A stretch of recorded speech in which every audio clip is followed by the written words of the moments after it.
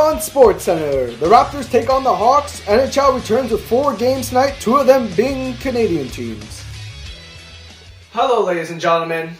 I'm Jay Onright, and this is Dan O'Toole. Hold it. This is our Sportscenter. I'm Stephen the Lip Lipkowitz. And I'm Adrian the Dragon Bureau. And tonight, we got a special basketball game for you folks. We got the McGill Martlets, which are 12-2, versus the UQAM Citadel, which are 9-5. The game starts off with a jump ball as UCAM gains first possession. Number 6 dribbles the ball and dishes it to number 20 Helen Bibo, but is blocked. Celeste, number 12, turns the ball over to McGill as number 13 leads the odd-man rush. Gabrielle giving the ball to number 22 Valerie Lecuyer and passes it back to number 6. And Valerie finds number 21 Helen Bibo at the top of the three-point line and drains the tray. Number 13 dribbles the ball and takes the screen given by number 20 Valerie Lecuyer and proceeds to net with a hard layup but misses, and number 22 Valerie Lecuyer puts it back. Hard work sure does pay off. François Charret, the point guard, carries the ball up and dishes a ridiculous bounce pass to number 6, who goes for an easy... And Bibo hits the three! UCAM Celestien hits a hard layup and gets fouled. She makes the extra point. UCAM dribbles down the court and passes to teammate number 7 Valerie Gauvin. They cycle the ball and it ends up in the hands of number 24 Juliette Dolin, who sinks the long jump shot for 2. Caroline Cloutier passes the ball to number 50 Marianne Celia, who then gives the ball back to number 8 François Charret, who knocks down the ridiculous three-pointer. They then return back on defense and communicate with her defensive partner that is playing zone defense. Mariam Celia drives towards the basket and makes a ridiculous layup. McGill playing some great defense. Diana Ross picks off a pass and goes for an easy layup, putting McGill up by 12 with 4 minutes to go in the first quarter. Number 8, François Charret, dribbles the ball and runs into the defender. UCAM coach wants a charging foul but doesn't get it. Number 8 sees an opening and shoots the ball but misses, but number 50 Mariam Celia is there to put back the rebound. McGill leads 25-11 after 1. McGill starts with a strong defense from number 14, who takes a vicious elbow to the throat, which should have been a technical foul. Now let's take a close look at that. Boom! UCAM was pressuring a lot in the zone and giving McGill a lot of trouble. Number 12 passes to number 15 for UCAM, who gives a ridiculously sweet pass to 21 for the bucket. McGill, number 5, responds by giving the pass to 21 Bibo, who dishes an overhand pass to number 15 Sila, who hits a nice layup. And again, they connect for 2 points to put McGill up by 11 at halftime. 38-27 is the score. McGill was off to a red-hot start in the first quarter, leading 25-11, capitalizing on their offensive chances such as Bibo's 2 trays, and offensive and defensive rebounding by number 22 and 15 respectively. In the second quarter, UCAM destabilized the Martlets by playing matchup zone defense, with the Citizens applying pressure and McGill taking it easy. They were outscored 16-3, making it 38-27 at halftime. So what can McGill do now to maintain their lead? Well, first thing they're going to do is keep the offensive pressure. They're doing a great job scoring points and putting pressure on the defensemen to come up with big plays. Another thing they're going to want to do is keep working together. They're passing the ball very well. And lastly, what they're going to want to do is keep strong defensively. They're playing man-to-man, and they're switching up between zone. That's great because it's hard for the other offensive team, UCAM, to adjust. So now what can UCAM do to make a comeback? So UCAM, what they're struggling with is defense. They're going to want to switch up. They're playing a little bit too much zone, I found out, in the first half, especially in the first quarter. They're getting beat one-on-one. So they're going to have to switch basically man-to-man or woman-to-woman. And next is they're going to have to stop turning the ball over. We saw far too many turnovers. We're going to want to see more communication between UCAM players and more pressure on the ball, which will force McGill to have more turnovers. And on the second half, we begin with the third quarter. Dimitrov dishes the ball to number 12 Celestin and hits the layup and 1. After the inbound, McGill forces a turnover, and number 5 drives up the court on a fast break, and she lays it up for 2. McGill cycling the ball. It ends up to Bebo, who takes it. It's a 3. Hold on, folks. Her foot is on the line. It's just a 2. UCAM's number 23 is dribbles it, passes it to number 5, who passes it back to number 22 for a 2. UCAM's number 5, Dimitrov, has the ball with the shot clock running down. She passes to number 7, who fumbles with the ball a little bit. But with the shot clock running down, she hits a ridiculous tray. Diana Ross dribbles down the court. She goes, and a massive block from number 21. In response, McGill comes up with a big play. Number 22 setting up a screen for Diana Ross. She takes it.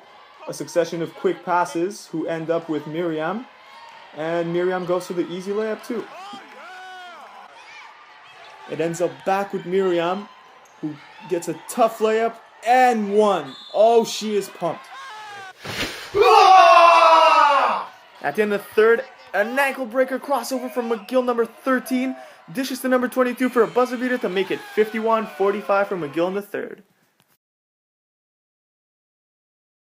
Number 5, Diana Ross makes a sweet cross-court pass to number 13, Gabriella Hubert, who makes no mistake hitting the 3. UCAM's number 12 passes the ball to number 22, Camille, who makes the 3. UCAM's number 5 dishes the ball as McGill steals it and goes on a fast break. However, McGill cannot capitalize. McGill cycles the ball eventually until it finds the hands of Bebo, who hits the 3. Bebo hits the 3! Celestia, number 12, dribbles the ball and dishes the ball to number 24, Juliette Dolan, who hits the 3, but also gets a lucky bounce in the process. Number 7, Valerie, drives hard to the net and gets fouled and makes both free throws, putting UCAM up by 1. Immediate response from McGill as number 5, Diana Ross, carries up the ball and passes it to number 15, Miriam Celia, who then hits Bebo with an overhand pass, who makes a reverse layup, putting McGill up by 1, and ended up being the game-winning basket. So with 23 seconds left in the fourth quarter, McGill secures their victory by running the clock out by cycling the ball. Final score, McGill 63, UCAM 62. Good day, folks.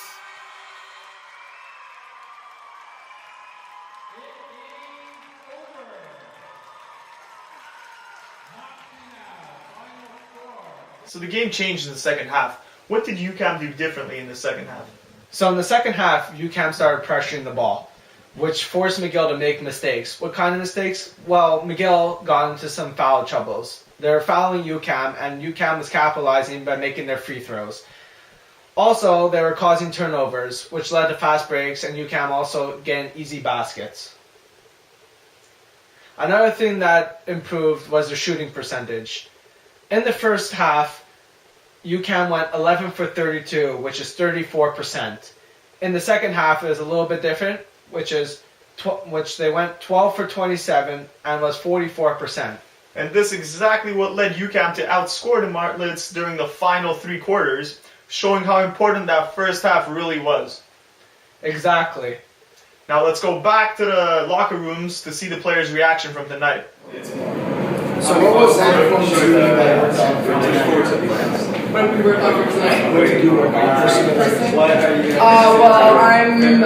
my strength is my shooting, and yesterday actually after practice stayed about half an hour with one of my teammates and we would shot some actually played a game out of it. So I came in early this at the game to shoot as well. I just want to get a rhythm and help you in the game, and I think it helped. I got some good shots today. And you guys are going into the 7-game win streak, going into the playoffs, having show, going into the playoffs, obviously, 7 games.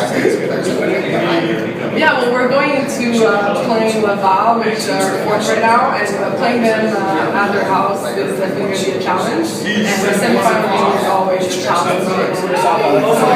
Thank you. Before the game, leading up towards the game, did McGill do anything?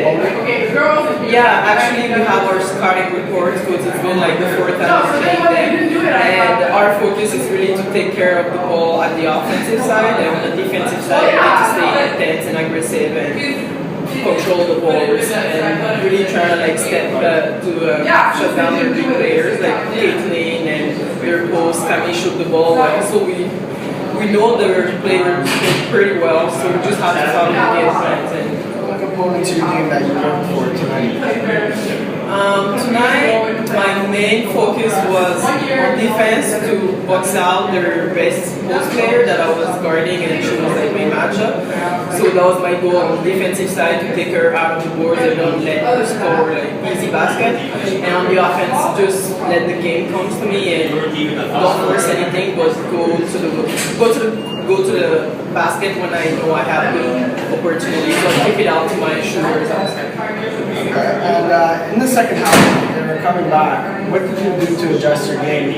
Yeah, because UCAM is a really intense team on defense, and we kind of settled down. So on the time around told us we have to come back and don't be scared on the offensive side, because we were not taking care of the ball anymore, and the way they were pressuring us, we were not attacking as well as the first half. So we adjusted there by more taking care of the ball, and on the defense we were looking to more stuff there.